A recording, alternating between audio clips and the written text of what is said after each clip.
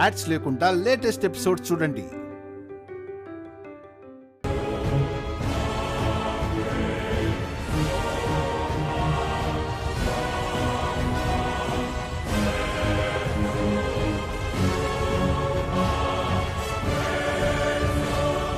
ఇప్పటికైనా నేనేంటో నీకు అర్థమైందా? ఇప్పుడేంటి మేడం, ఎప్పుడో అర్థమైంది. ఏదో మీ ఆనందం కోసం మీ గొప్పలు చెప్పుకుంటున్నారు, తప్పులేదు. అయినా మన గురించి నలుగురు మంచిగా చెప్పుకోలేనప్పుడు మన గురించి మనమైనా చెప్పుకోవాలి కదా, తప్పదు మరి. అయినా మీరనుకుంటున్నట్టు నేనేమీ మీ కాళ్ళ బేరానికి రాలేదు. ఇది జాబ్ ప్రొఫెషనల్గా వచ్చాను. అయినా మేడం, ఇక్కడ నా అవసరం మీకుంది కాబట్టి పిలిచారు, అంతేకాని మీరు తప్ప నాకు వేరే దారి లేదు అని నేను రాలేదు. అయినా మన స్థానం ఇదని ఒకరు చెప్పడం ఏంటి మేడం? ముందసలు ఆ మాట చెప్పే వాళ్ళకి ఆ స్థానం ఉండాలి కదా. స్థాయి అంటే డబ్బు ఒక్కటే కాదు మేడం, అసలు మనిషిగా మనమేంటి, ఎదుటి వాళ్ళని చూసే విధానం ఏంటి, అది మేడం. అది లేనప్పుడు ఏమున్నా లేనట్టే. మీరన్నట్టు దేవుడు ఎవరిని ఎక్కడుంచాలో డిసైడ్ చేయడు మేడం, అది వ్యక్తిత్వం డిసైడ్ చేస్తుంది.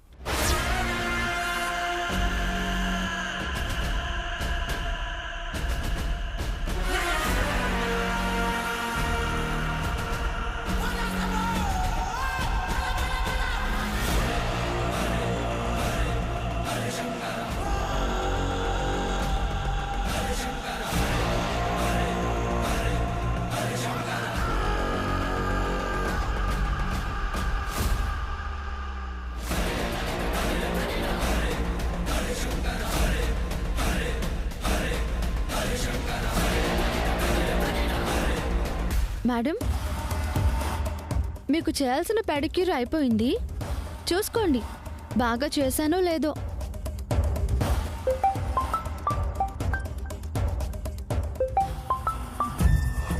Hello, what?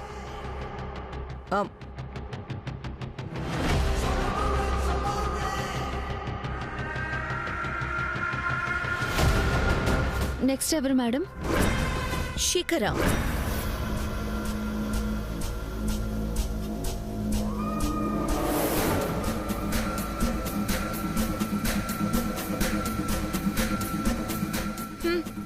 ఎస్, నాకే.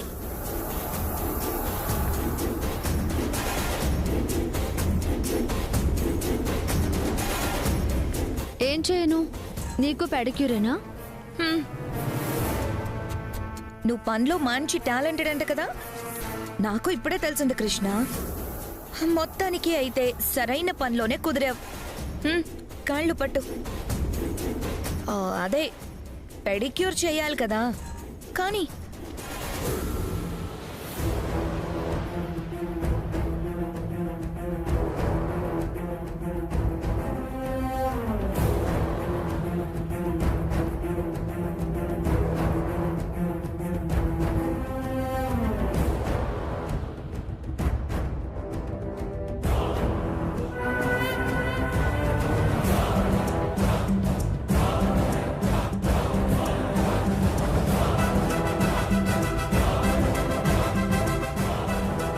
ఏంటో కృష్ణ, నువ్విలా నా కాళ్ళు పట్టుకుంటే అదే పెడిక్యూర్ చేయడానికి నాకెంత హ్యాపీగా ఉందో తెలుసా. కానీ ఏదేమైనా ఒకరి కాళ్ళు పట్టుకోవడానికి కూడా రాసి పెట్టుండాలేమో. అంతేలే, డబ్బులు కావాలంటే ఇలాంటివి తప్పవు కదా.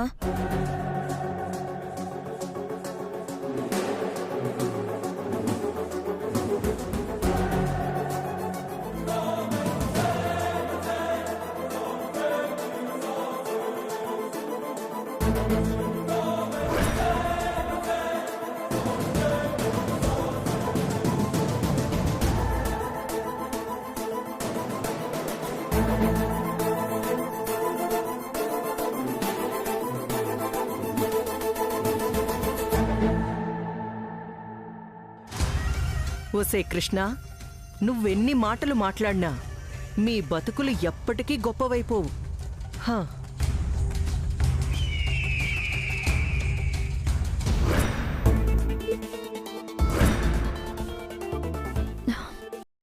అయిపోయింది.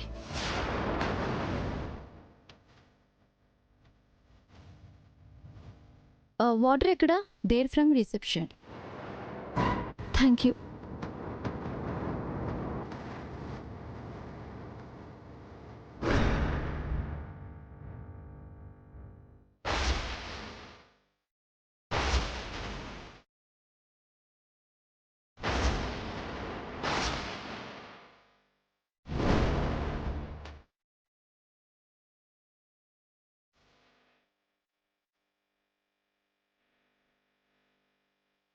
ఏంటే అలా ఫోటో చూస్తూనే ఉంటావా? మరి పెళ్ళయ్యే వరకు తప్పదు కదా. ఎలాగో 1 మంత్ తర్వాత మేము పెళ్లి చేసుకోబోతున్నాం. అప్పటి వరకు ఇలా ఫోటో చూస్తూ ఫ్యూచర్ ప్లాన్ గురించి ఆలోచించాలి కదా. ప్రస్తుతం అంతే.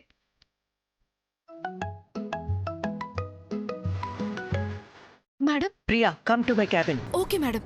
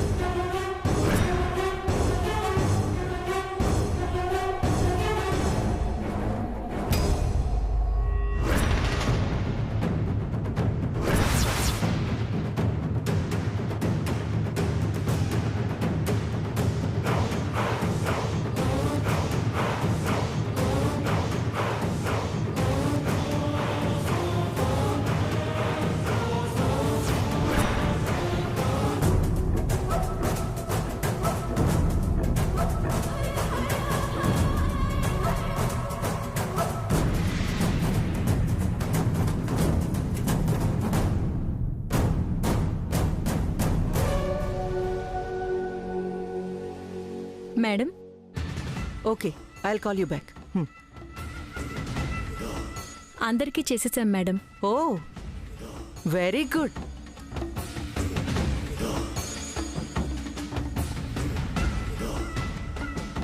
మా వర్క్ ఎలా ఉందో మేడంకి ఫోన్ చేసి ఫీడ్బ్యాక్ ఇవ్వండి మేడం. ఇంతకీ మీరు సాటిస్ఫైయా మేడం? చాలా.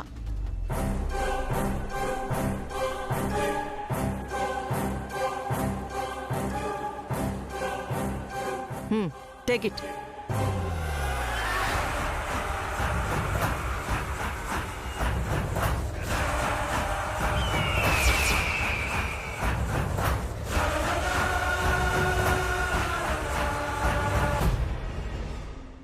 మనుషులకు విలువివ్వకపోయినా మిమ్మల్ని బ్రతికిస్తున్న ఈ డబ్బుకైనా విలువివ్వండి.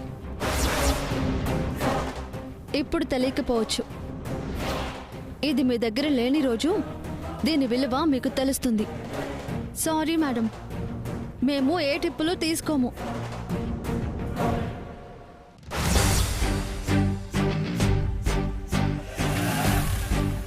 పదక్క. Sorry madam.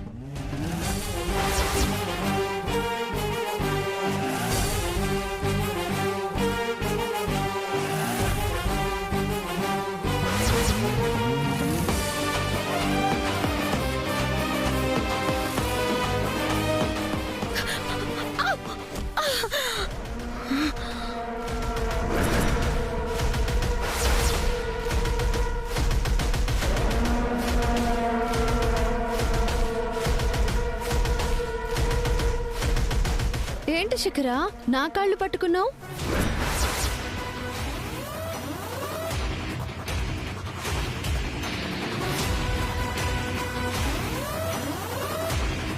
ఏయ్, నీ కాళ్ళు పట్టుకోవడం ఏంటి? అందరూ చూసారులే శిఖరా, పర్వాలేదులే. తప్పు చేసి కాళ్ళ మీద పడటం వల్ల తప్పు మాఫీ అయిపోదు. అలాగే తప్పు చేయకుండా కాళ్ళు పట్టుకున్నంత మాత్రాన తప్పు చేసినట్టు కాదు. ఏదైనా మనం ఫీల్ అవ్వడం మీదే ఉంటుంది.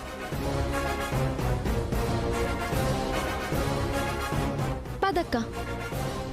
Oh shit.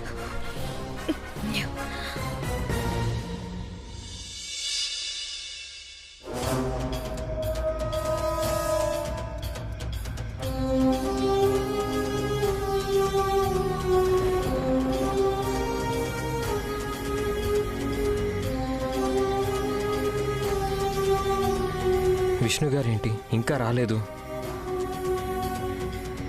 వర్షం పడేలా ఉందని అక్కడే ఆగిపోయారా? తనిప్పుడు రాకపోతే ఏంటి పరిస్థితి?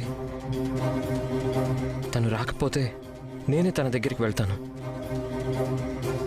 ఎట్టి పరిస్థితుల్లోనూ తను ఆ పెళ్లి చేసుకోకుండా ఆపాలి. తను వచ్చేలా లేదు. అక్కడికే వెళ్తాను. నేనే అక్కడికి వెళ్తాను.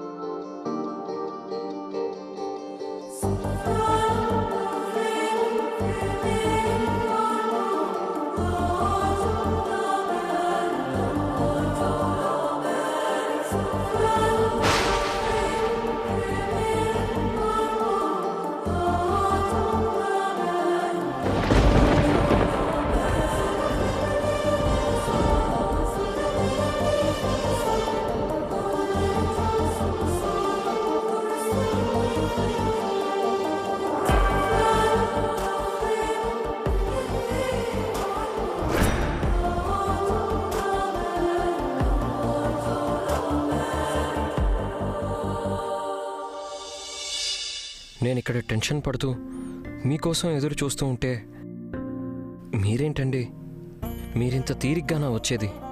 అమ్మ నా పెళ్లి గురించి ఏదో మొక్కుకుందంట. ముత్తైదువుల్ని పిలిచి పసుపు కుంకుమలిస్తుంది. మీరక్కడికి వస్తానని భయపెట్టారని వచ్చాను. ఏంటో ముందు విషయం చెప్పండి. తొందరగా ఇంటికి వెళ్ళాలి. వర్షం కూడా పడేలా ఉంది.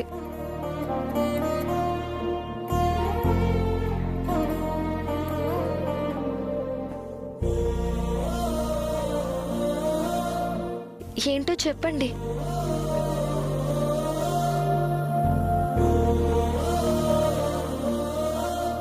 అదే ఎలా చెప్పాలో అర్థం కావట్లేదండి.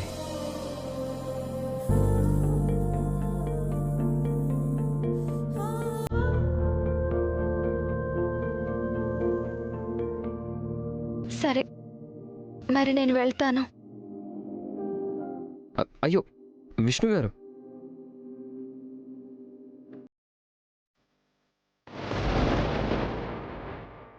నేను ఆ విషయం చెప్తే మీరెంత బాధకి లోనవుతారో అని నేను ఆలోచిస్తుంటే మీరు నా గురించి ఇలాగే నా ఆలోచించేది.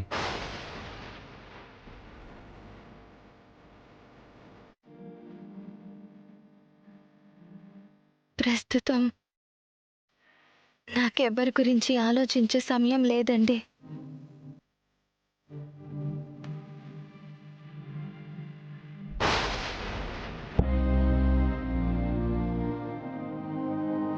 కానీ నేను మీ గురించే ఆలోచిస్తున్నాను. అందుకే ఈ బాధని మీతో ఎలా షేర్ చేసుకోవాలో తెలియక చెప్పాల్సిన విషయం గురించి కూడా ధైర్యంగా చెప్పలేకపోతున్నాను.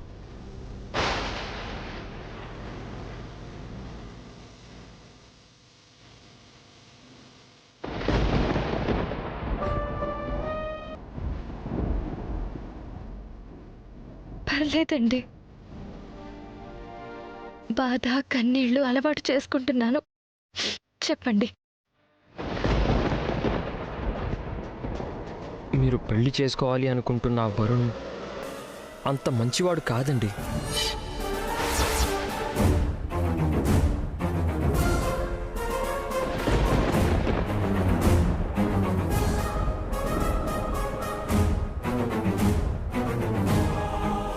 మీరెలా చెప్తున్నారు ఈ మాట? తను మీకు నచ్చకపోయి ఉండొచ్చు కదా. మీరు నచ్చలేదండి, అందుకే వాడు వేరే అమ్మాయితో ప్రేమ మత్తులో పడి తిరుగుతున్నాడు.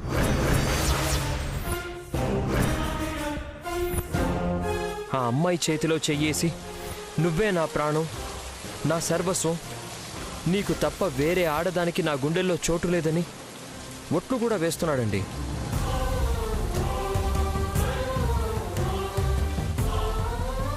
అబ్బా, ఎన్నిసార్లు చెప్పాలి ప్రియా? జీవితంలో పెళ్ళంటూ చేసుకుంటే అది నిన్నే అని చెప్పాను కదా.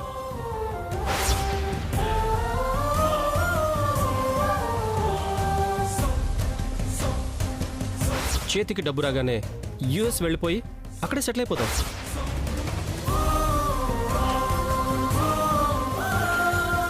తొందరలోనే మనం పెళ్లి చేసుకోబోతున్నాం, ప్రామిస్.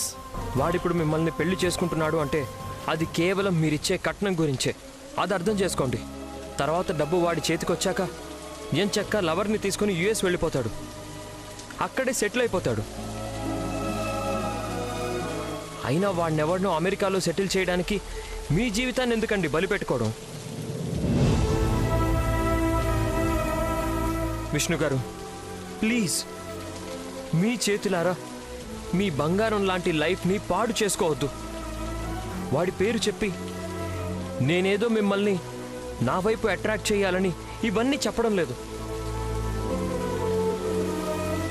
మిమ్మల్ని నేను నిజంగానే ప్రాణంగా ప్రేమిస్తున్నాను కాబట్టి చెప్తున్నాను. మీకేమైనా అయితే నేను తట్టుకోలేను, నేను భరించలేను అని చెప్తున్నానండి. మీ కన్నీళ్లను నా కళ్ళు చూడలేమని చెప్తున్నానండి.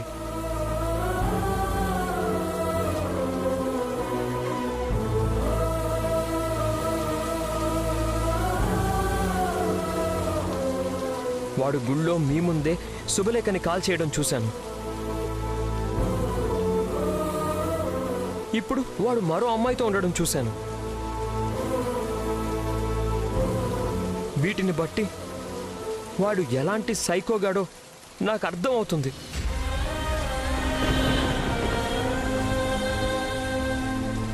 పెళ్లి చేసుకోబోతున్నారండి మీరు. మీరు జీవితం పంచుకోవాలండి. అది మీకెందుకు అర్థం కావడం లేదు అసలు?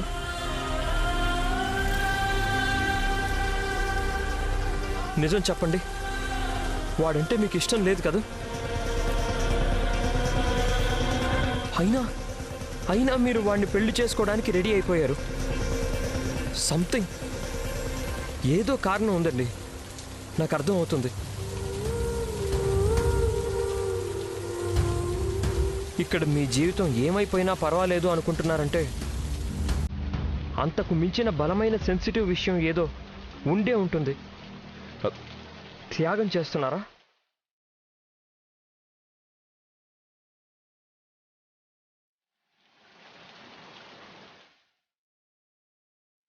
విష్ణు గారు, ఒక్క మాట చెప్తాను.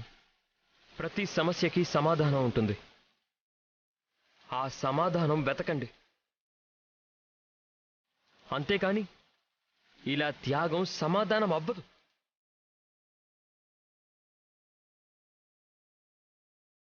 కోల్పోయిన జీవితం తిరిగి ఎప్పటికీ మొదలవ్వదు. ఉన్న నరకంలోనే బతికినంతకాలం బతకాల్సి ఉంటుంది. విష్ణు గారు, ఫైనల్గా ఒక్క మాట.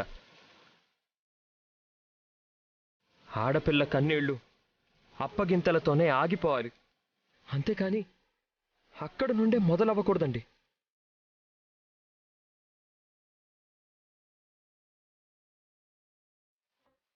మీరు ఎవరినైనా పెళ్లి చేసుకోండి, కానీ దయచేసి వాడిని మాత్రం పెళ్లి చేసుకోకండి.